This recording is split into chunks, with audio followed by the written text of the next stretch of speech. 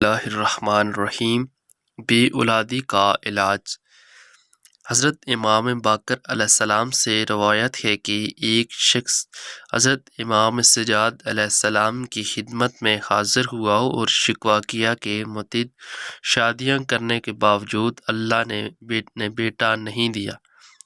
اب عمر 60 سال ہے۔ آپ علیہ السلام نے فرمایا 3 دن واجب نماز اور عشاء و صبح کے بعد 70 مرتبہ سبحان اللہ کہو اور پھر 70 مرتبہ استغفر اللہ کہو اور اس کے بعد کہو استغفروا ربک انہ کان غفارا یرسل السماء علیکم مدرارا وَيُمْدِدْكُمْ بِأَمْوَالٍ وَبَنِينَ وَيَجْعَلْ لَكُمْ جَنَّاتٍ وَيَجْعَلْ لَكُمْ أَنْهَارًا۔